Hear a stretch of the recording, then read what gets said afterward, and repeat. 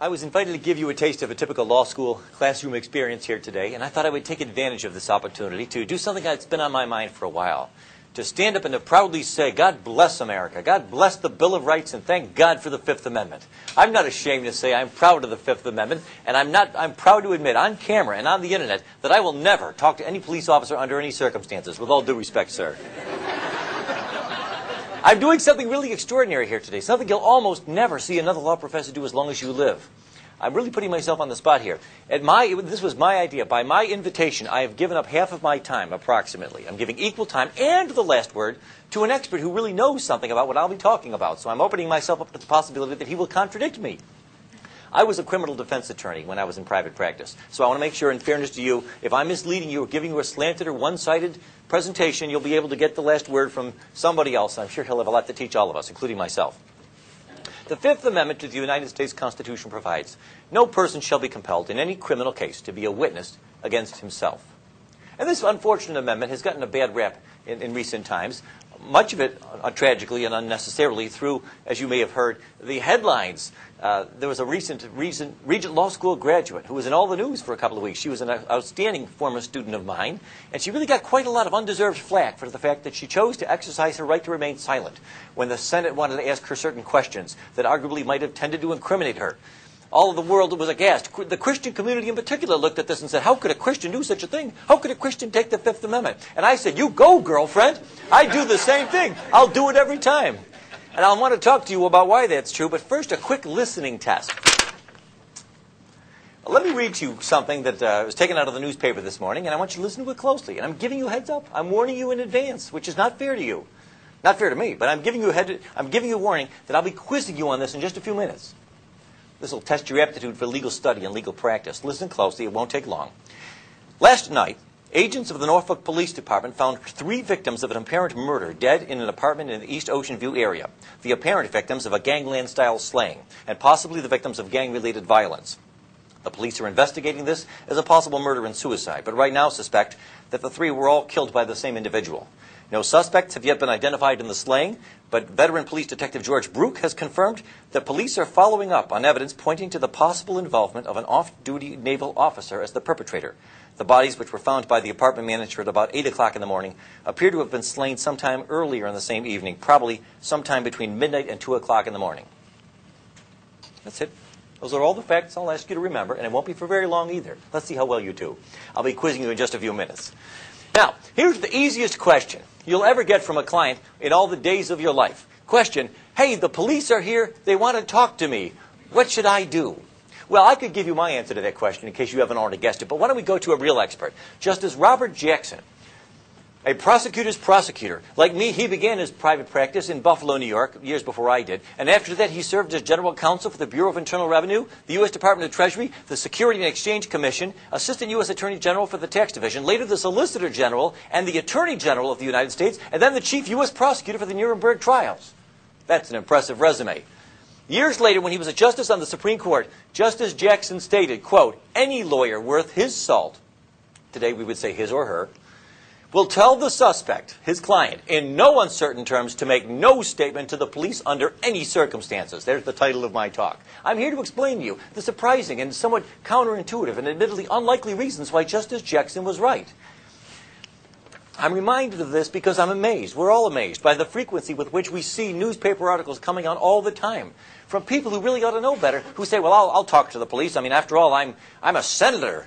I'm O.J. Simpson. I'm an experienced, highly polished individual. I've got a lot of experience with public relations, even criminal defense attorneys. There was a local news story here in the Virginia Pilot just a couple of months ago about an experienced criminal defense lawyer who ended up getting convicted of criminal assault because he talked to the police. He was accused of having assaulted another attorney in the hallway. There were no other witnesses to this. A woman said that he grabbed her by the throat during an argument over a case. He denied it. At trial, it was his word against hers. He said, I did not even touch her. But unfortunately for him, when the police had approached him earlier and said, would you be willing to answer some questions? He said, sure, why not? I'm an attorney. I'm a criminal defense attorney. I'm savvy. I'm sophisticated. I've got oratorical prowess. I'm accustomed to dealing with the police, by all means. And then there was a conversation that was not recorded. When the case went to trial, it was no longer his word against hers, because when he testified at trial, I never touched her. The officer took her to the stand and testified, well, when I met with him, he said he did put his hand on her throat, but just as a joke. Then he had to take the stand again and say, that's not true. I never said that. I never admitted to you that now it's his word against two people. Who's telling the truth? We'll never know for sure. But he was found guilty. Now, here's part of the problem. The heart of the problem, as Justice Breyer on the U.S. Supreme Court explained in 1998, is, quote, the complexity of modern federal criminal law codified in several thousand sections of the United States Code and the virtually infinite variety of factual circumstances that might trigger an investigation into a possible violation of the law make it difficult for anyone to know in advance just when a particular set of statements might later appear to a prosecutor to be relevant to some investigation. One expert on criminal law recently noted that estimates of the current size of the body of federal criminal law vary, although it has been reported that the Congressional Research Service can no longer even count the current number of federal crimes. That's right, even the federal government has lost count. These laws are scattered over all 50 pages of the U.S. Code, encompassing roughly 27,000 pages. Worse yet, these statutes often incorporate by reference to the provisions of administrative regulations. Estimates of how many such regulations exist are even less well settled, although the ABA thinks there may be nearly 10,000. Here's one of those 10,000 federal criminal statutes on the book that you probably never heard about. It's called the Lacey Act. 16 U.S.C. Section 3370 says it's a federal offense for any person to import, export, transport, sell, receive, acquire, or purchase any fish or wildlife or plant taken, possessed, transported, or sold in the violation of any law, treaty, or regulation of the United States, or any Indian tribal law, or any state, or any foreign law. People have been convicted in federal court for violating this statute because they brought back a bony fish from Honduras, not knowing that Honduran law, not American, but Honduran law, forbade the possession of the bony fish. People have been convicted under this law because they were found in possession of what's called a short lobster, a lobster that's under a certain size. Some states forbid you from possessing a lobster if he's under a certain length. It doesn't matter if he's dead or alive. It doesn't matter if you killed it or if he died of natural causes. It doesn't even matter if you acted in self-defense. Did you know that? Did you know it can be a federal offense to be in possession of a lobster? Admit it. Raise your hand if you did not know that. There's the problem. And that's only one of 10,000 different ways. You know, the government gets pretty upset when people like me instructs the client, people like me and Justice Jackson, don't talk to the police, don't answer any questions. But, you know, they can't have it both ways. You people, you've got 10,000 different ways of convicting us. Good for you, but, you know, with the bitter comes to the sweet, with the good comes to the bad. That's 10,000 different ways my client might unknowingly implicate himself in some sort of a criminal transaction. One of the reasons I decided to give this talk, I recently received a phone call from a former student of mine, a regional law school graduate, who may be watching this online. We're putting it on the internet. And he told me, hey, I've been approached by the Internal Revenue Service. They want to ask me a couple of questions. They ask if I'd be willing to. But they say that I'm not a suspect. And I know in my heart I don't think I've done anything wrong in violation of the Internal Revenue Service provisions. Lord have mercy. There's no man on earth, there's no woman in this country who can honestly say with complete confidence, I know I have never violated any provision of the Internal Revenue Code. He said, but they say I'm not a suspect and I know I've done nothing wrong. It's okay if I talk to him? I said, no, you tell them you will not talk to them without immunity. I explained to him why that was true, and he never heard from them again. Okay, why you should never talk to the police. Let me just spell it out for you. Let me make it plain to all of you. These are the top 10 reasons. I shouldn't really lie to you. I don't really have 10. I don't have time for 10, but I've got time for 8, and that'll be close enough.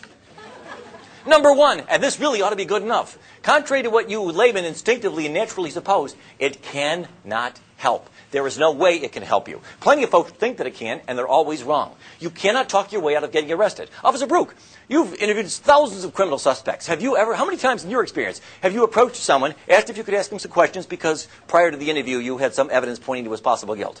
And because of the extraordinary persuasiveness and eloquence with which he articulated his innocence, you said, oh, sorry, never mind. Bad call, my bad, I won't. And he talked you out of arresting him.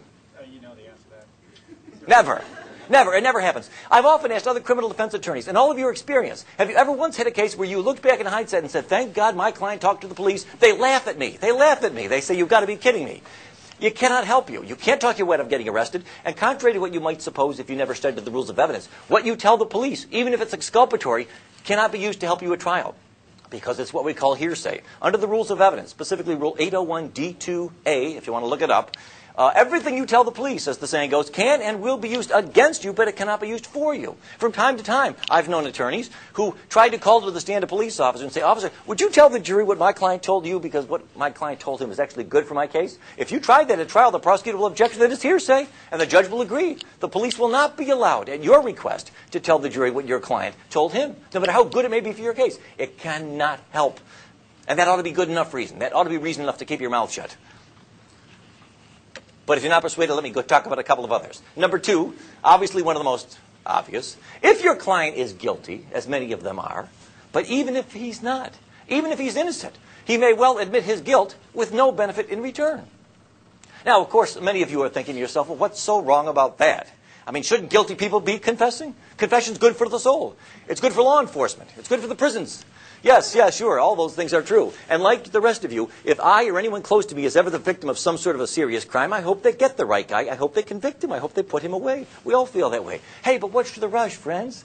You don't got to admit your guilt the first time they come by to meet with you. In federal court, 86% of all defendants plead guilty at some point before trial. If your client is guilty and really ought to punish and really ought to have go through some sort of a cleansing act of contrition and fess up and admit his guilt, there'll be plenty of time to do that. They almost always do. No need to rush, no need to tell the police something.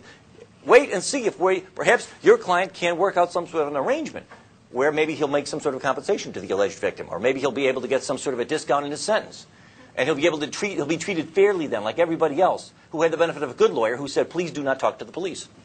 And don't forget, by the way, even if your client only admits things that the police already knew, you might think, well, what harm can it do? He says he wants to talk to the police. All he wants to do is admit that he was there, but the cops know that he was there. All right, go ahead and tell him. Well, how can it hurt? It might hurt if the police officer becomes transferred to Minnesota, or deceased, or injured, or comatose, or cannot be located by the time of trial. The case will be dismissed if there's no confession. But if your client admits to things, that confession is freely admissible against him and can be a basis for getting him convicted all by himself. Senator Larry Craig can explain all of this to you. The Innocence Project of the United States has confirmed that in more than 25% of all the cases where an innocent man was convicted and then later released from prison after he was exonerated by DNA evidence, in more than a quarter of those cases, these innocent people we know to be innocent, made incriminating statements, delivered outright confessions, or pled guilty. How do they do that? He'll tell us all about it, I trust. Here's a couple of famous examples. You can just ask them. You don't have to take my word for it. There on the left was Eddie Joe Lloyd. He was convicted in 1984 of the murder of a 16-year-old girl in Detroit after he wrote to police with suggestions on how to solve various recent crimes. During several interviews, police fed details of the crime to Mr. Lloyd, who was mentally ill. And they lied to him and convinced this mentally ill man that by confessing, he might help them smoke out the real killer. He later signed a confession. It gave a tape-recorded statement. The jury delivered it less than 1 hour before convicting him on the basis of this confession. There was no other substantial evidence against him. The judge said, I'd hang you if I could, but the death penalty was not available in Michigan at the time. But after almost 2 decades in prison, he was released after DNA evidence proved that this man was innocent and had falsely confessed to a crime that he did not commit. On the right is Earl Washington, who was released from prison just a few years ago here in Virginia after spending 18 years behind bars after being committed of a rape and a murder that we now know he did not commit after having been exonerated by DNA evidence. But this man, Mr. Washington, who was in fact confirmed to be mentally retarded, was able to confess to several crimes at the request of the police, some of which we know he could not have committed. That's the problem. Some of you are thinking to yourself, well, none of this concerns me because I'm not guilty of anything and I never will be and I will never represent people who do. Okay. Let's talk to you people. You innocent folks. Those of you who have never committed a crime and never will, and none of your clients will either. And you wouldn't go out with a girl who did. Fine. You better not talk to the police either. Okay? Because number 3, we'll put the guilty behind us. Forget about them. Let's talk about innocent people. Number 3, even if your client is innocent and he denies his guilt and almost entirely tells the truth, odds are good he will easily get carried away and tell some little lie or make some little mistake that will hang him. This is human nature. He gets in there, it's a stressful situation. Imagine a perfectly innocent client. The police say he's been guilty of a murder. He's totally innocent as any one of us. So he goes in there and he meets with the police. He says, I don't know what you're talking about. I was nowhere near there. I didn't kill him. I've never killed anybody. I don't have a gun. I've never had a gun. I've never touched a gun in my life. I was nowhere near Virginia Beach that night. That last line was a lie. He went over the top. He was getting carried away. He got into this groove. He started saying all kinds of things, almost all of them true, that he knew would tend to exculpate himself. Then he got carried away and just said one thing that wasn't true, and unfortunately for him, they can prove that it wasn't true. He may be convicted on that basis alone. But let's say, well, that's not a problem. I'll tell my client only to tell the truth. I've met with him. I know he won't lie to the police. He won't make any mistakes. Okay, that's still no guarantee you won't be getting into trouble. Because even if your client is innocent and only tells the truth and doesn't say anything that is false. Now, already, mind you, we're pretty well nigh into fantasy land. The odds of anybody being able to pull this off are really quite slim, no matter how innocent they may be. But just the same, let's pretend.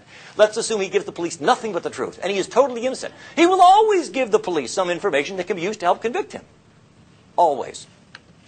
For example, suppose you tell this to the police. Here's what your client tells to the police in his denial of guilt. I don't know what you were talking about. I didn't kill Jones. I don't know who did. I wasn't anywhere near that place. I don't have a gun. I've never owned a gun in my life. I don't even know how to use a gun. Yeah, sure, I never liked the guy, but who did? I wouldn't kill him. I've never hurt anybody in my life, and I would never do such a thing.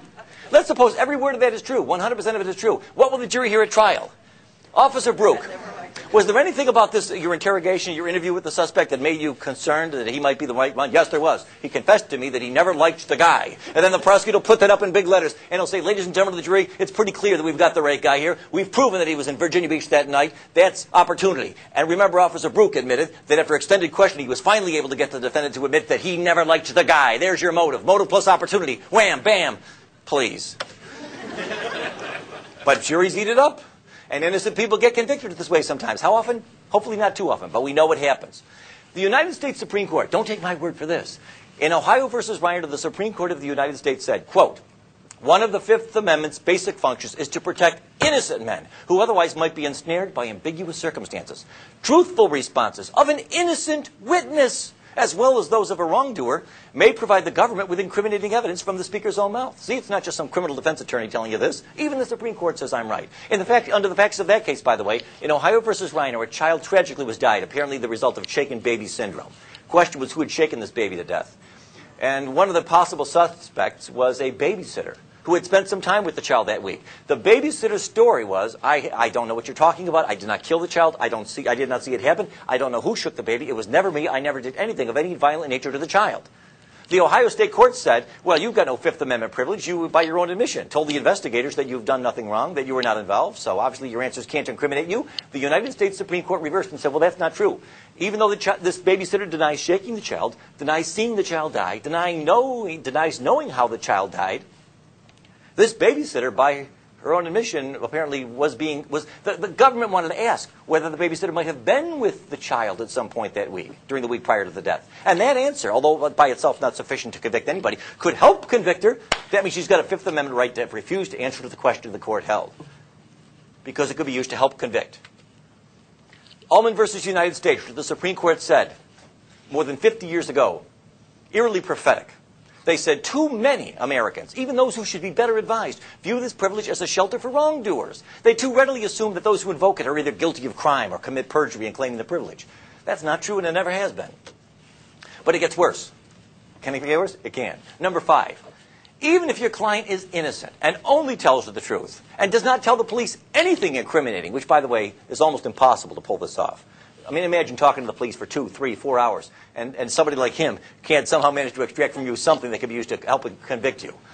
That'd be extraordinary. I don't think anybody's pulled it off. But even if you could pull it off, there's still a grave chance that his answers can and will be used to crucify you in a court of law if the police, no offense, don't recall his testimony with 100% accuracy. All right, now this brings us back to that pop quiz I warned you about. I told you earlier, remember, it's only been a few minutes, and you weren't up all night, and you weren't the subject of physical duress. You were in the relaxed setting of a classroom here. You were given heads up, advance notice that you would be quizzed on this. Question. We'll start with a couple of easy ones. Remember that article I read you about that? How many people did the police find shot to death last night at that Ocean View apartment that I told you about? A, 1, B, 2, C, 3, D, 4. Who says A? B. C. Get this. Get that with a camera. Move that camera around. Look how many hands we've got there for C. Okay, D. You're all wrong. Everybody who raised their hand, you are the kind of people who should never talk to the police under any circumstances for as long as you live. Why is C not the right answer, by the way? If you know, raise your hand. Yes? Because you didn't state the cause of death. Excellent. I didn't say anybody was shot. I didn't say gun, bullet, shooting, firearms. Didn't use any of those words. But I don't blame you if you thought that I did. This is the way the human mind works. We hear things, we fill in details. I said gangland style slang. That may or may not imply something, but it doesn't mean that anybody was shot. And that's the problem. You see, even if your client is innocent and only tells the truth and doesn't tell them anything incriminating, and his statement is videotaped, his answers can be used to crucify him. You might say, wait, how can that happen? I insisted, in my insistence, I called the police and I said, look, if you want to talk to my client, you can talk to him, but only if you videotape the whole thing. I don't want there to be any debate between the two of you over what happened. Okay, we'll videotape the whole thing. If the police don't recall their questions with 100% accuracy, he'll be convicted on that statement alone. For example, suppose a man goes to the police, they say, we're investigating a possible murder, a shooting. And the guy says, quote, I don't know who killed Jones, Officer Brook, with all due respect. It wasn't me. I've never touched or fired a gun in my life. How can that help incriminate this man? How could that possibly be used against this man to help convict him? You would think it's inconceivable. But it's as easy as pie. All the officer has to do is read this statement to the jury, and then the prosecutor says, Officer Brook, was there anything about that statement that confused you or surprised you? Yes, there was, he says, in a moment of sinister, high drama in the courtroom. And what was that? And then Officer Brook turns to the jurors and he says, I never said anything about a shooting. I said we were investigating a murder. He was the one who brought up a gun. Then you turn to your client, and your client says, that's not true, that's not true. I remember he was the one, or one of the cops. I was with them for 3 hours. One of them in the car said something about, they said they had a witness that I was the shooter. Okay, I'll put you on the stand. And then your client testifies, no, they did tell me shooting. They mentioned it before I said anything about a gun. They brought it up first. And then the police said, that's not true. And now what? It's your word against theirs? For what? You're gambling with your client's life. And police officers can very easily make a mistake like that, just as so many of you did just a few minutes ago, about whether you recalled having heard me say something about somebody actually being shot.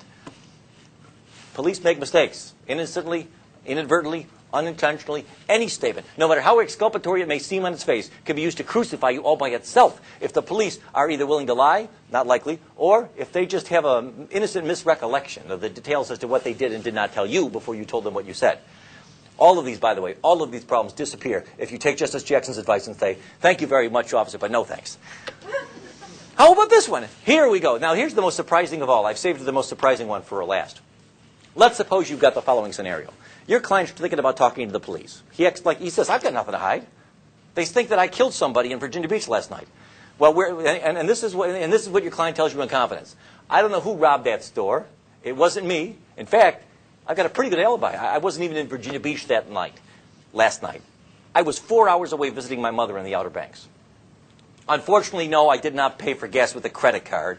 I used cash, and so I've got no witnesses that can prove I was there except my word, and of course, Mama, for what that's worth, which is nothing. So your client says, so the police want to talk to me, and I want to seem cooperative, so what I'll do is I'll tell them that I was in the Outer Banks last night. Now, there's nothing on its face incriminating about any of that. Let's assume, by the way, that you believe with all your doubt. You've given your client a polygraph exam. You've known him for years. You've been going to the same Bible study for 30 years. You know beyond a shadow of a doubt that he's telling you the truth. And he's not admitting anything. He's not admitting motive. He's not admitting opportunity. He's not admitting that he was there. How on earth could this come back to haunt us? How on earth could this come back to be used against us? Be honest. Raise your hand if you really think the answer to that question is, I can't see how it could possibly be used against me. You're afraid I'll call on you, right? I won't call on you. Well, you're wrong. You're dead wrong. You're always wrong. Everything you say, every time you talk to the police, you will regret it. You see, the problem is, here it is. This is the last point. I think it's almost, even if your client is innocent and only tells the truth and doesn't tell the police anything incriminating, and the entire interview, questions and answers are videotaped, even his truthful answers can be helped to use crucify even an innocent man. If the police, through no fault of theirs, end up in the possession of any evidence, even mistaken and unreliable evidence, that anything your client told them was false, even if in fact it was true. Again, going back to this example from a moment ago. Let's suppose I go ahead and I meet with the police. I think I got nothing to hide. I tell them I was in the Outer Banks last night, officer. How can that be used to convict me? By itself, it cannot. It cannot help at all by itself. But what if I later find out, to my horror, after I put my cards on the table, that they've got a witness, a girl that I went to high school with, an unimpeachable witness. We've never been enemies. She'd have no reason to lie. She swears she thinks she saw me in Virginia Beach last night, a couple of blocks away from that store, about an hour before it was robbed. Now, her testimony by itself isn't going to help the prosecutor. Hell, if she's all they've got, I'll get this case thrown out before trial. But if, like an idiot, I talked to the police and I told them the truth, I told them I was in the Outer Banks, and now, lo and behold, tragically, it turns out they've got a witness, a false, mistaken, confused, but sincere and credible witness who can testify that I was here in Virginia Beach, now they're likely to get a conviction. Because what they'll do, I've just turned this cop and this woman into the government's star witnesses. They'll put Officer Brooke on to testify about how my client lied to him about being in the Outer Banks. And then they'll put on this girl who otherwise would have not even helped with their case at all, who will testify, no, that's not true. That was a lie. I saw Mr. Duane's client here in Virginia an hour before the robbery, not so far from the store.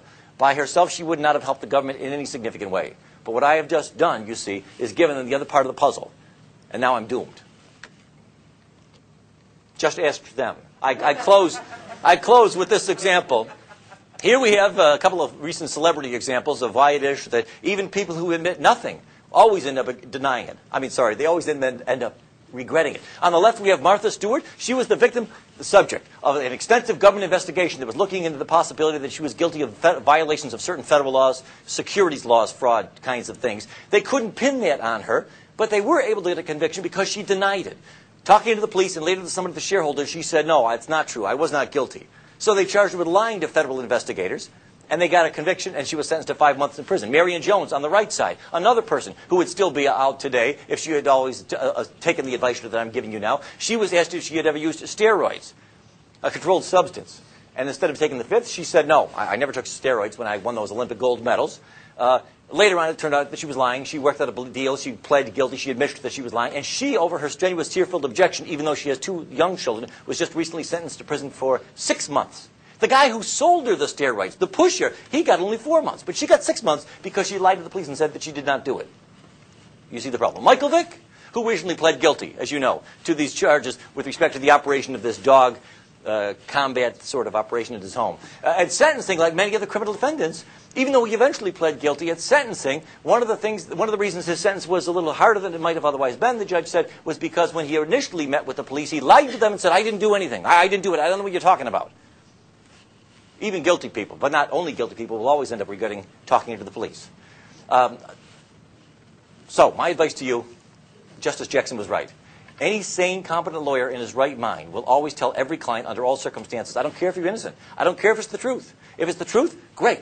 We'll tell the jury all about it. There'll be time enough to put our cards on the table. But before we get there, I haven't seen yet what the police got. They may have mistaken and confused witnesses who will contradict even the truthful stuff that you say. We have no way to know, no way to predict whether the information that you give them, even if truthful and reliable, will end up unwittingly dispelling our demise. So keep your mouth shut.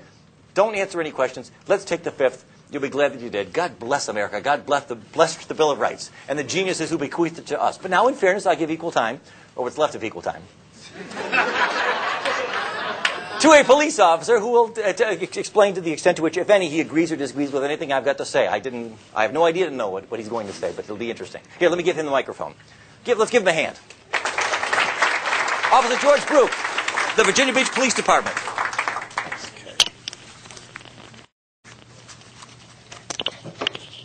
I cannot talk that fast. Not even interviewing. I'm going to take the podium here, Professor. Because I took notes on some of the things you said. And everything he said was true. Okay? And it was right, and it was correct. And I'm just going to give you a few ideas. I'm going to tell you a few examples. But first, I'm going to give you a little information. As was said earlier, I've interviewed thousands of people. I've interviewed people with foreign police departments. When I was in the Navy, I was in law enforcement, and I was a criminal investigator. Thank God we're in the United States, because most interviews in Italy, Spain, and so forth start out physically. Okay? There's no police abuse over there. They can do pretty much what they want. Anytime they want, anyhow they want. So just be aware of that and be thankful for you. Biggest question I was asked when I am a 3L. And there's some of my classmates in here. Best day is coming up, May 10th, when we get to leave.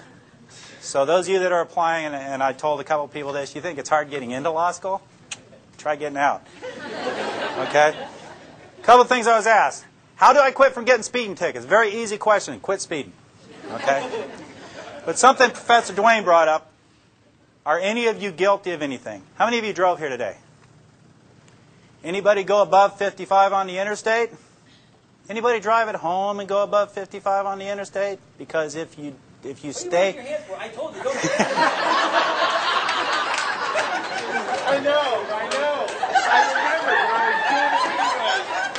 but I was doing it anyway. I did it intentionally. And there you go. And people are inherently honest, and that's their biggest downfall. Okay, they really are. Or they want to tell their story. And if you drive 55 on the interstate where it's 55, the only thing you're going to do is meet the person behind you because they're going to rear end you and you're going to get run over. Okay, so that's a fact. But everybody does something that they can get in trouble for. I can follow as a police officer when I was in uniform. I could follow a car however long I needed to, and eventually they're going to do something illegal, and I can pull them over, and justifiably illegal to pull them over with. So just be aware of that. Don't think you're so innocent in such a thing. When you get stopped for a traffic ticket, everyone likes to be somewhat honest. And what's the first thing the police officer asks you? Do you know how fast you're going? If the speed limit's 35, you'll say, oh, 38, 40, because you want to be kind of honest even though you're doing 50. You just said 38, 40. You just admitted to breaking the law. You just confessed. So they can go to court with that, with a confession that you were exceeding the speed limit. Okay, so you need to think about those things, and when you do become defense attorneys, which I may, who knows, you need to think about those things for your clients. The other thing you need to think about your clients, and this is going to seem very terse, people are stupid. Your clients are stupid.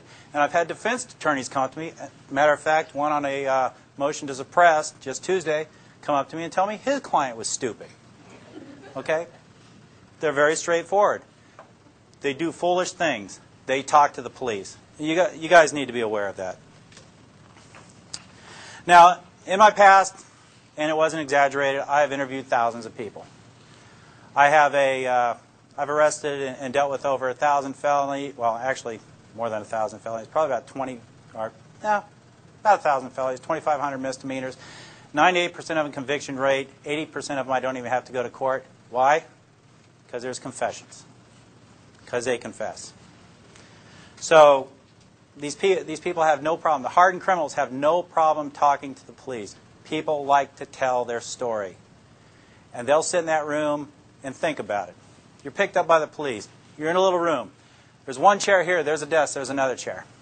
What's the thing you want the most right at that point? To get out of that room. To be out of that room. Think the police officer's shift is ending in 15 minutes. Does a police officer want to get out of that room? My overtime rate's $58 an hour. Do I want to get out of that room? I have no problem. I'll stay there for 10 hours. I'll take that $600. Okay, so I have no motivation to want to leave. You do, and that's how we get you to try to talk. I have my job. My job is to develop probable cause, develop a good case. A great case is a case with a confession. Get it to the Commonwealth's attorney so that they can prosecute the case with little, if any, effort. And the Commonwealth attorneys love those cases, the little and any effort, because they come with a stack of files that high in court every day. So they love those cases. That's my job. The defense attorney's job is to hope they get to their client before I do and make sure they don't talk to me, no matter what. Give you an example, and this will go right along with what Professor Dwayne was putting up his examples. I had an interview that went something like this. Were you involved in the burglaries? No, I had nothing to do with them. You didn't have anything to do with them? No. You were in a car with all this stolen stuff in it? You had nothing to do about it? No. You knew it was there? Yeah. Okay, now we got possession of stolen property, felony. Okay? But you had nothing to do with it? No. So what did you need the money for?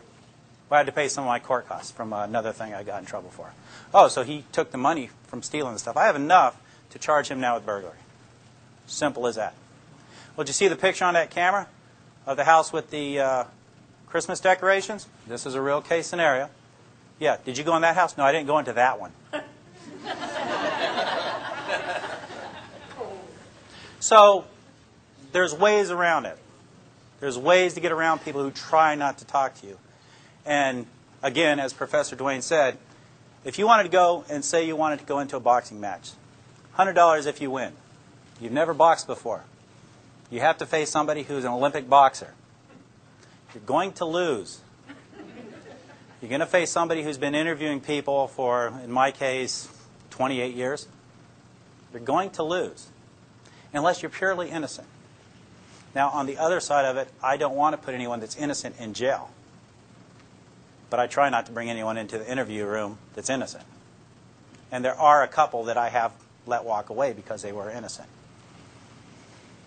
Okay, the interviews. How do we approach the interviews? There's a number of ways to approach interviews. There's a number of types of people that I deal with. First thing I do, anyone know what they get told first when they're in an interview?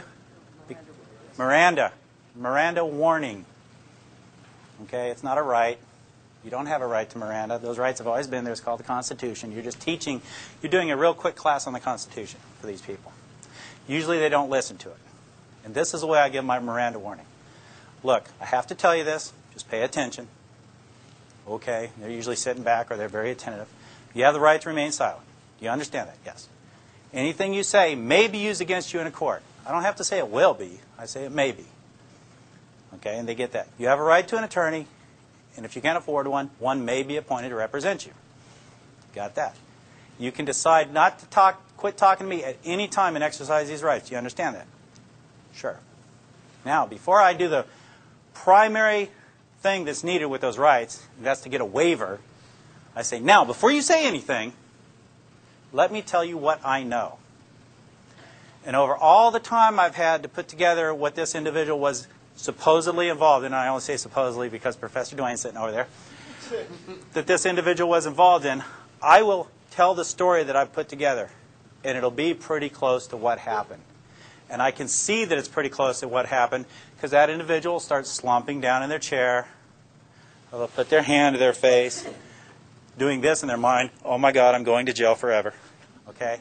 And I can see it. And I said, now that you know what I know, do you want to talk to me? And why do I do that? Because if I didn't do that, is if I said, do you want to talk to me, they'll say no.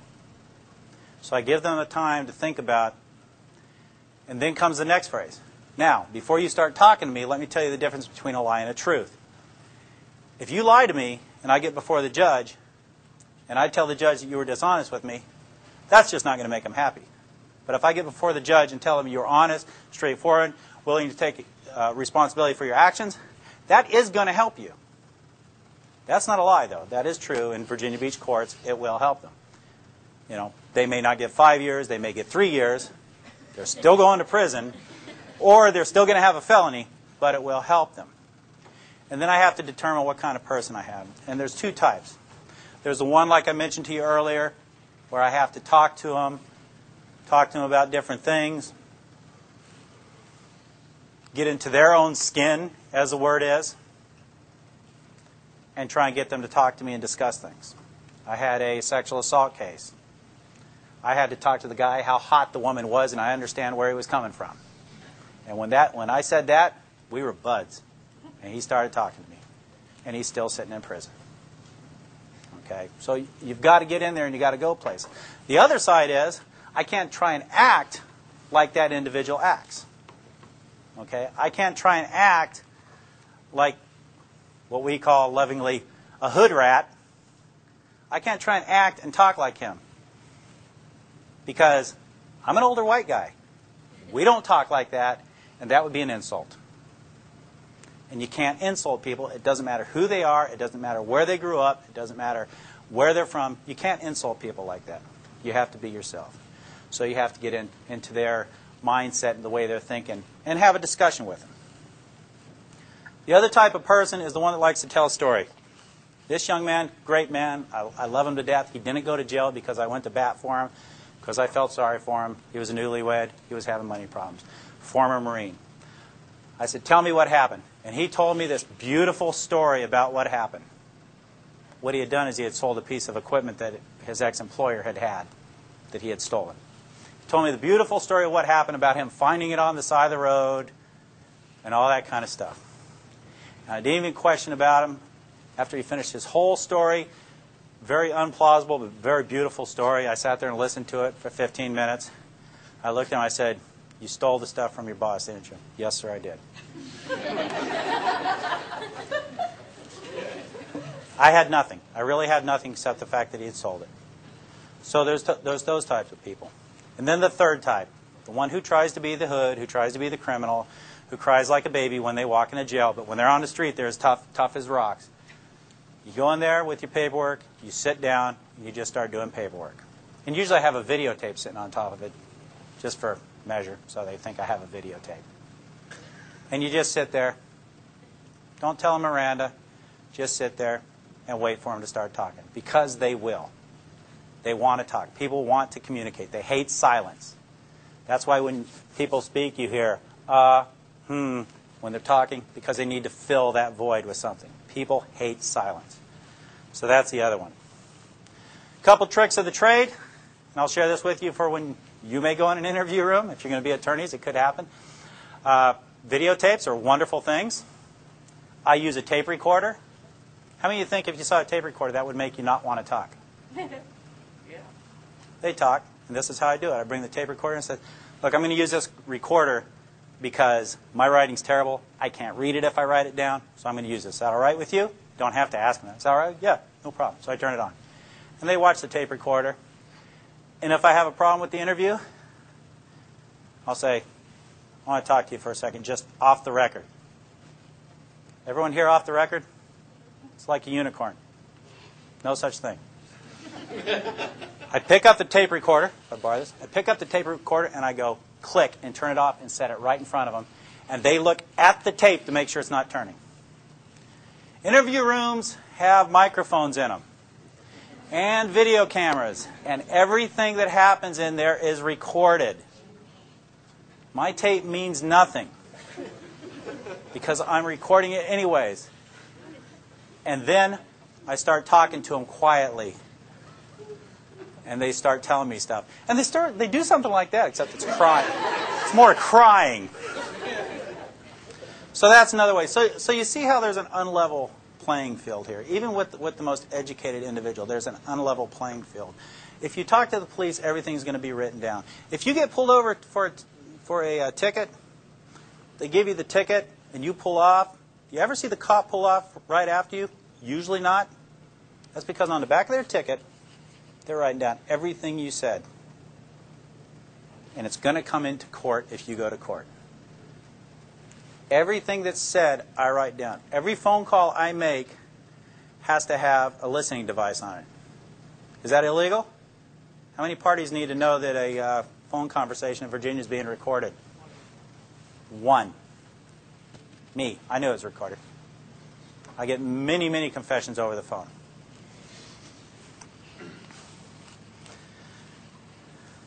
Okay, back to the people. Yes, they're stupid. Okay, people are stupid. I had a young man who told me straight up, I'm going to college. I'm going to law school. I'm too smart. You'll never find out what happened. Okay. He was going to Tidewater Community College. The law school of, I suppose. Tidewater Community College. He was the partner to the one who I told you the interview about just a little while ago, where I would ask him what he needed the money for. He was his partner. And he was very smart. So he thought. He thought he was a very intelligent individual. I ended up arresting him 5 times out of his house. His mother hated me. She liked me the first time. She apologized. She didn't really like me much the second time. It got to the point where she really hated me after that. He's doing 8 years upstate. He's very smart because he decided to tell me how smart he was. And in telling me how smart he was, he let it slip that he doesn't sell stolen stuff to pawn shops. He sells it to flea markets because they do not have to report to the state. I know how to drive to a flea market just as good as anyone else and go look for stuff that I'm looking for. So he was trying to impress me with his ability to be smarter than I was, and he confessed. So people are inherently stupid, especially criminals. Now, and don't get me wrong, there are some very intelligent criminals out there, and most of them work in really big office buildings and wear suits. Yep, she went to jail. Is she hurting? No. But there are some very intelligent street criminals out there as well that get other people to do their bidding and so forth and so on, and people are afraid to turn on them. But there are some very foolish people. Just a couple other things.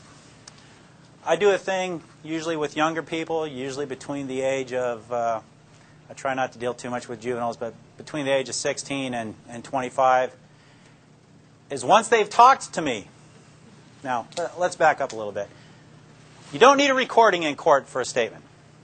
As Professor Duane said, it's his word against my word if he was a defendant. Number one, and this is the way it works, and this is the way the real world works, in case you guys haven't been out there, that's outside the windows out there. The jury looks at a defendant sitting next to a defense attorney. That's strike one, because the jury is already looking at that as that being someone who did something that put them in that chair. Number two, they get a uniformed police officer up there. They get someone wearing a suit as a detective up there that is a professional witness. That's strike two. So now they have a professional witness against them. And then if they've confessed and that professional witness is going to sit there and read from his or her notes, the confession, that's strike three. Go get your orange jumpsuit. Do not pass go. Do not collect $200. So they have all the strikes against them. And I know you're innocent till proven guilty, but it's a jury of your peers. And the perception is if you're sitting next to a defense attorney, you have to prove you're innocent. And that's just the perception of a lot of the jury. No matter how many jury instructions they get, they still perceive that person is a hoodlum, is a criminal. And no matter how hard some defense attorneys try to put their clients in suits and have them sit up at the table, if the trial is a long trial, they fall back to their old ways and they start acting and speaking in a way that's not very good for their case. So saying that, you don't have to have a recording. My suppression hearing, a statement was trying to be suppressed because when I record a confession or an interview, because we don't do interrogations, the police. We do not do interrogations. That's a bad, mean, Nazi kind of word, okay? We do interviews, okay? And you'd be amazed how much difference it makes when you use that one word versus interrogation. I'll take it off the tape and I'll have my secretary put it to paper. Immediately afterwards, I'll take that tape and I'll scan it over my magnet, throw it in my box, so I can use it again. I do not keep the tape. It is not evidence. It's not required to be evidence. It is there. If it's there for the court, it's just extra. You don't have to have that. But it's really good to have. The suppression hearing, he tried to suppress that after I testified. The defense counsel stood up and says, well, Judge, I really don't have anything to say. And the Judge Canada, said, motion denied. And let's move on and go to court. So you don't have to have recordings. You don't have to have videotapes. The police videotapes, that's just extra. If you got that police officer sitting there testifying, you don't have to have that videotape. You got the guy that was right there to tell you what happened.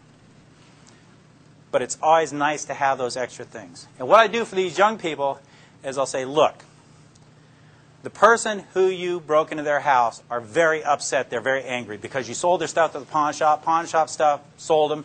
They don't get their stuff back. They're very angry. They want you to go to prison. Okay? They may be very angry. They want you to go to prison. They may want to.